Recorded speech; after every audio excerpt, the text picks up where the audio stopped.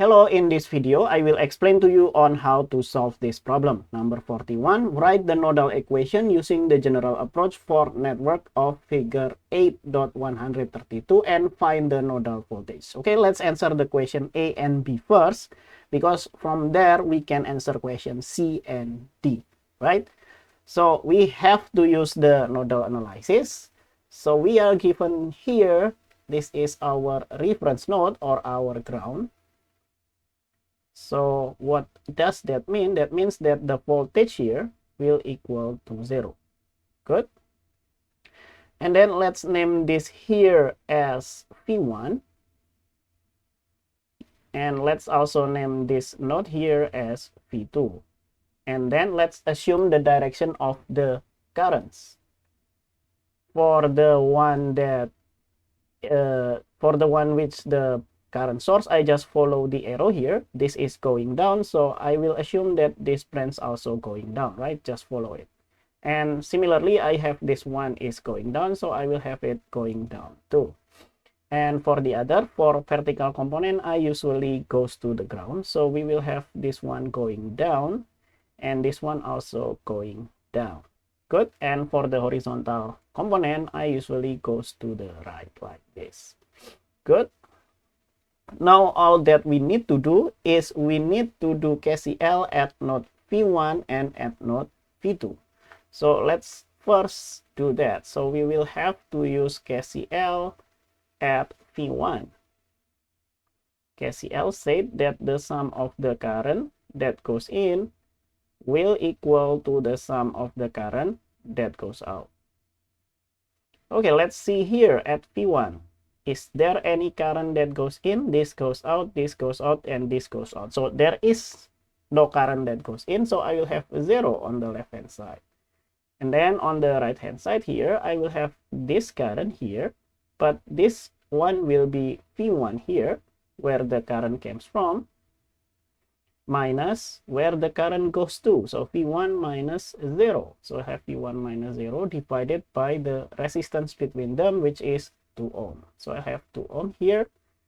And then what else? This current here is exactly 5 ampere. So I will have plus 5 like this.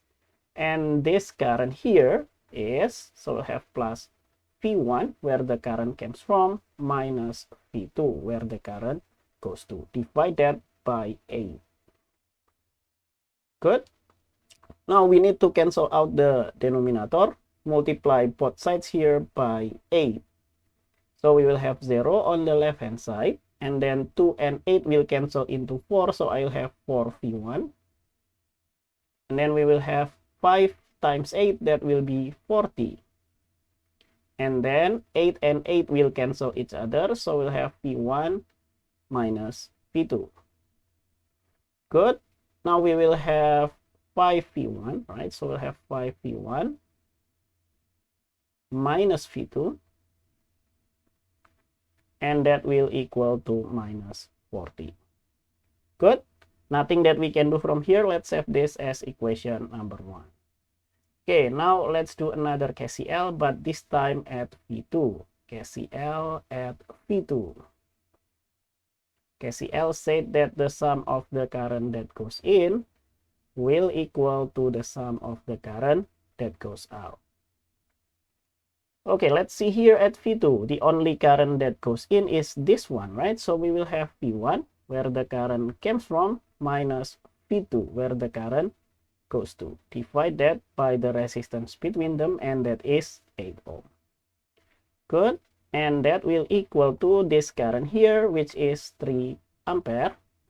And then the last current here is this one here. So we will have plus, we will have V2 here, where the current comes from, and then minus 0, where the current goes to, divided by 4. Okay, we can multiply both sides here by 8. 8 and 8 will cancel each other, so we'll have V1 minus V2.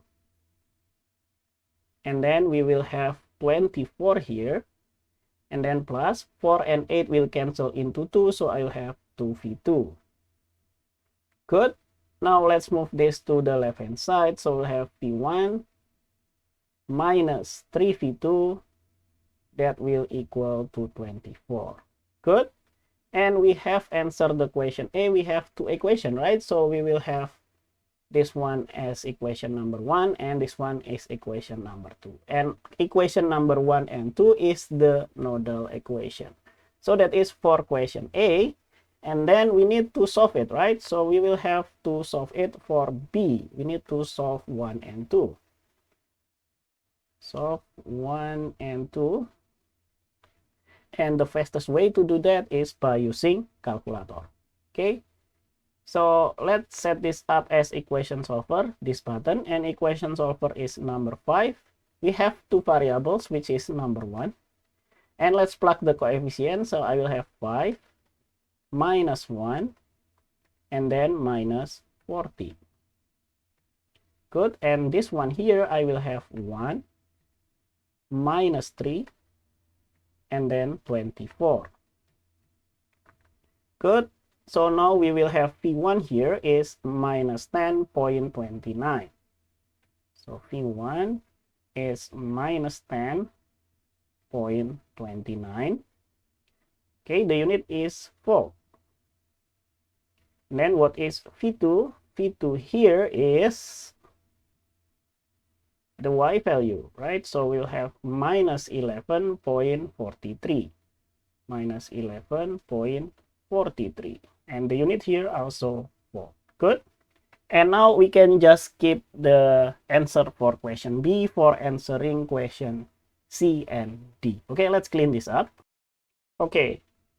Question C is asking us about the voltage across the 8 ohm resistor. So it is asking us about the voltage across this one and this one, right? So this one. So we can have the voltage across the R3 there. That will be actually the positive terminal minus the negative terminal. So we will have V1 minus V2, right? So we will have minus 10.29 and then minus 11.43, or we can have minus 10.29 plus 11.43, and that will be, I think we need to use calculator here. Okay, we will have minus 10.29 and then plus 11.43.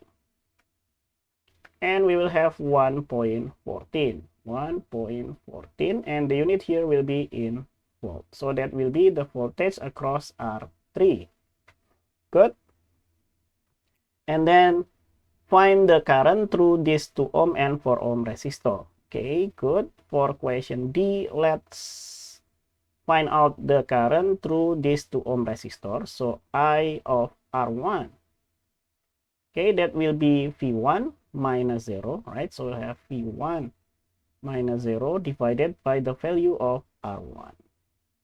And that will be minus 10.29 and then minus 0 divided by R1, which is 2.